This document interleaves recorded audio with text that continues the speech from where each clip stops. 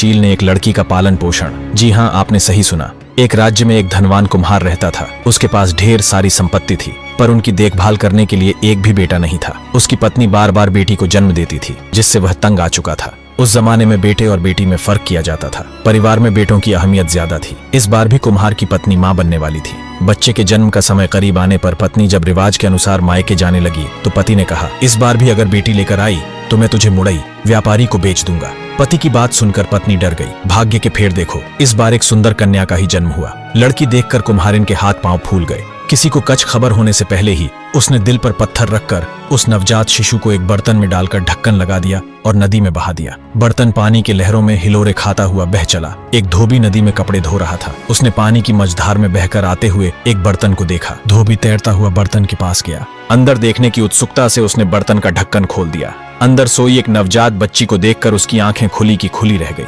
वह जब बर्तन को हाथ से घसीटते हुए नदी के किनारे की ओर लौट रहा था, अचानक आसमान में उड़ती मादा चील उस पर झपटी और बच्ची को झट से उठाकर उड़ चली। धोबी देखता रह गया। चील बच्ची को पीपल के पेड़ के ऊपर बने अपने घोंसले पर ले गई। उस सुंदर छोटी बच्ची को देखकर चील की ममता जाग उठी। वह उसे खा न सकी। उसने उसे अपनी बेटी की तरह पाल पोस कर बड़ी करने का निश्चय किया। अब रोज जहाँ भी अच्छी खाने की चीज देखती है, चील उसे झपट कर ले आती है और बेटी को खिलाती है।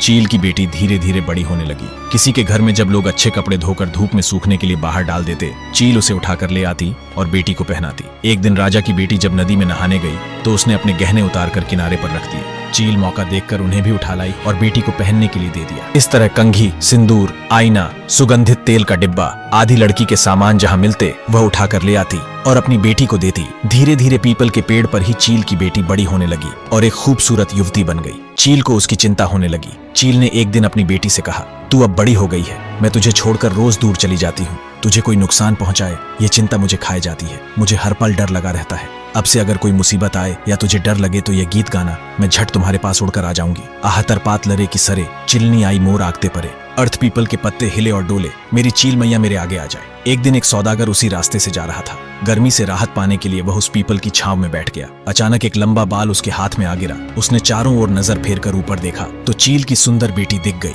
वह उस समय कंघी कर रही थी। उसने कभी किसी इंसान को नहीं देखा था। जब सौदागर ने उसे सवाल पूछना शुरू कर दिया कि तुम कौन हो, अप्सरा या पिशाचिनी हो जो पेड़ के ऊपर रहती हो, इंसान हो तो पेड़ पर चढ़ी क्यों हो, उसकी बात सुनकर वह डर गई। गाना गाकर चील माँ को बुलाने लगी। बेटी की आवाज सुनते ही चील उसी वक्त वहां पहुंची और बेटी को बड़े प्यार से बुलाने का कारण पूछा। बेटी ने बिना कुछ कहे नीचे खड़े आदमी की ओर इशारा किया। चील माँ ने उस जवान एवं सुंदर आदमी को देखकर सोचा कि अगर इसके साथ मेरी बेटी की शादी हो जाए तो मेरी चिंता दूर हो जाएगी। वह नीचे उड़कर सौदागर के पास आई और उसे अपनी बेटी के बारे में सब कुछ बता दिया। सौदागर ने कहा, मैं एक रईस हूँ, पर मेरी पहले से ही 7 पत्नियां हैं। अगर तुम्हें इस बात से कोई आपत्ति नहीं है तो मैं तुम्हारी सुंदर बेटी से शादी करने के लिए तैयार हूँ।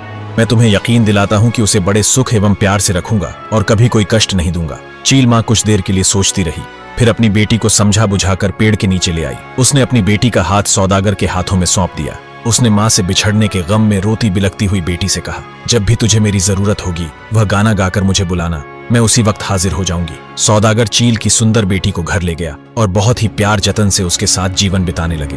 ये बात उनकी पहली पत्नियों को सहन नहीं हुई और वे चील की बेटी से ईर्ष्या करने लगी।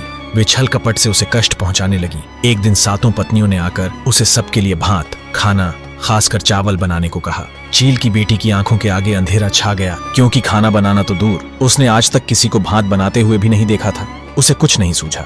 रोती बिलखती वह घर के पीछे लगे केले के पौधों के बीच छिपकर चील माँ को बुलाने लगी। चील माँ ने आवाज सुनते ही झट से उसके आगे हाजिर हो गई और बड़े प्यार से बुलाने का कारण पूछा। बेटी ने कहा, माँ, मेरी 7 सौतों ने मिलकर मुझे अकेले ही सबके लिए भात बनाने को कहा है, लेकिन मुझे तो कुछ नहीं मालूम। अगर मैंने नहीं बनाया तो वे मेरे पति के आगे मेरी चुगली करके मुझे नुकसान पहुंचाएगी। चील माँ ने कहा, बेटी तू मत डरना, मैं जैसा बताती हूँ तू वैसे ही करती जा। एक बर्तन में पानी डालकर उसमें एक चावल डाल देना, दूसरे बर्तन में भी पानी डालकर एक साग यानी पत्तेदार सब्जी का पत्ता डाल देना। दोनों बर्तनों पर ढक्कन लगाकर नीचे एक एक लकड़ी देकर तू घर से बाहर आकर थोड़ी देर बैठी रहना, देखना दोनों बर्तनों में अक्षय भात और सब्जी तैयार मिलेगी। ऐसा कहकर चील उड़ गई। बेटी ने ठीक वैसा ही किया। रसोई तैयार होने के बाद उसने अपनी सौतों को भात खाने बुलाया।